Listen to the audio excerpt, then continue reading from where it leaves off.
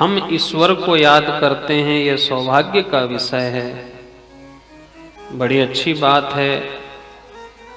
पर ईश्वर भी हमें याद करे, ये परम सौभाग्य का विषय बनना चाहिए।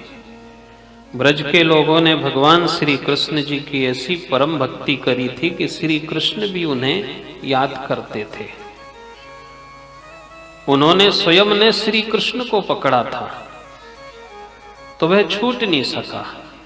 इसलिए जिस रुक्मणी जी की आज हम कथा सुनेंगे, वह जब एक दिन अपनी सखियों के साथ भ्रमण कर रही थी और एक नियम बना लिया, एक निर्णय ले लिया कि सखियों, परमात्मा ने यदि इस आत्मा को नहीं स्वीकार किया तो ऐसे हजारों जन्म उनके श्री चरणों में मैं न्यौछावर कर दूंगी।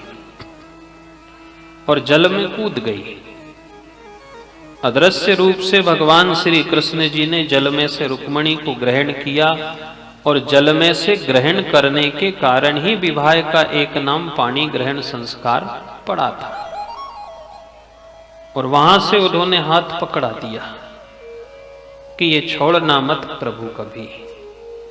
ये जो पल्ला पकड़ करके हम रखते हैं, जैसे बेटा अपना पल्ला पकड़ता है, ऐसा भगवान का पल्ला हम पकड़ करके चलें।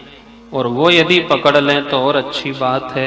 रुक्मणी ने भी बस एक ही निवेदन किया, भजनानंदी लोगों ने भी एक ही निवेदन के लिया, यदि हम पकड़ेंगे तो हो सकता है कि हमारी पकड़ कमजोर हो जाए, किसी कारण से आप छूट सकते हो, पर तुम पकड़ो।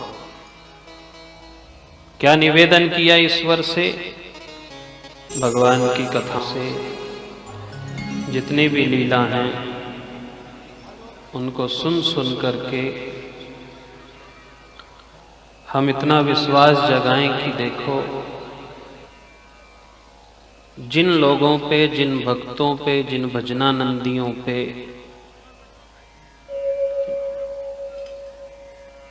जिस परिवार पे परमात्मा की कृपा रही है, उस व्यक्ति पे परिवार की कम नजर रही है। ऐसे बहुत भक्तों की हम कथा सुनते हैं, नरसिंह जी की कथा सुनते हैं, मीरा की कथा सुनते हैं कि जहां जहां जिन जिन भजनानंदियों पे परमात्मा की कृपा है, वहां परिवार की कृपा कम है। या तो घर के नाराज रहेंगे, परिवार के नाराज रहेंगे, समाज के लोग नाराज रहेंगे। सूरदास जी रहे, कबीर जी रहे, जिन्होंने अपने जीवन में बहुत प्रकार की ग्लानियों का सामना किया, बहुत प्रकार के विरोधाभास का सामना किया। इसलिए भुगतने के कारण ही भजन करने वालों का एक नाम भक्त पड़ा। भक्त कैसे पड़ा? जिन्होंने बहुत भोगा, बहुत कष्ट सहन किया। कामी क्रोधी लालची से भक्ति ना होए, भक्ति करे वो सूरमा जो जाति कुल वर्ण खोए।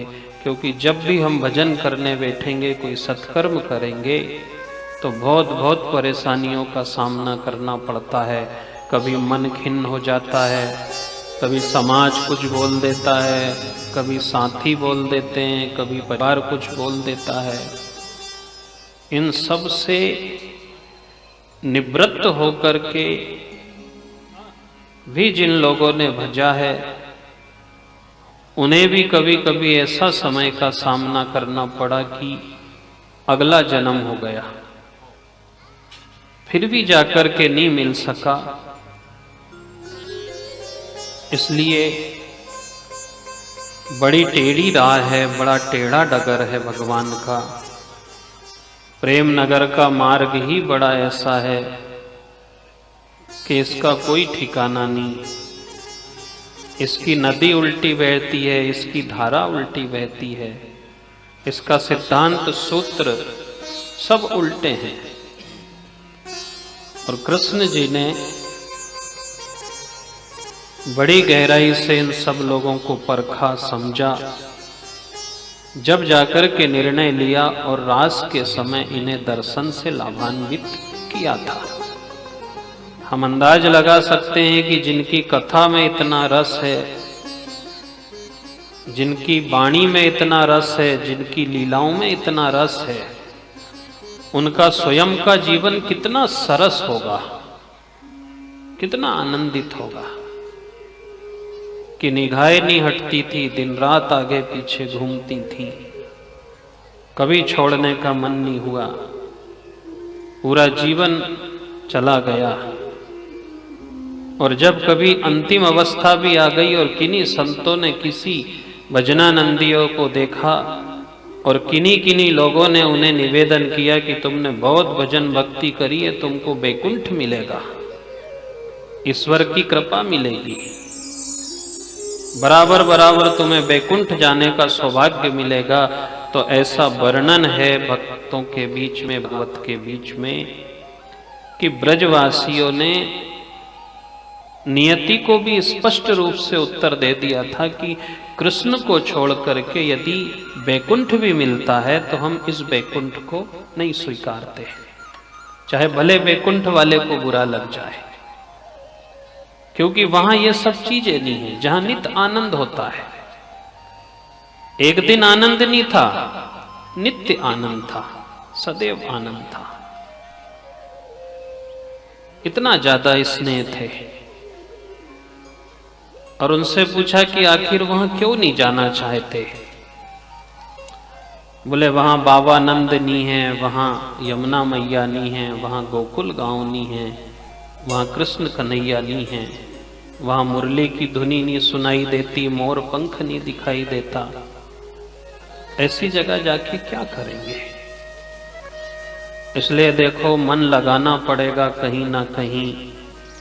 यदि भगवान में मन लग जाता है तो जीवन बड़ा सहज हो जाएगा, सरल हो जाएगा। कई प्रकार का विरोध होता है, वह होता रहे। मीरा ने अपने मन को ईश्वर में लगाया और आज भी हम उनकी चर्चा करते हैं। भगवान श्री कृष्ण जी ने गिरिराज पर्वत से सबको जोड़ करके, महाराज से सबको जोड़ करके वास्तविकता की बात रखी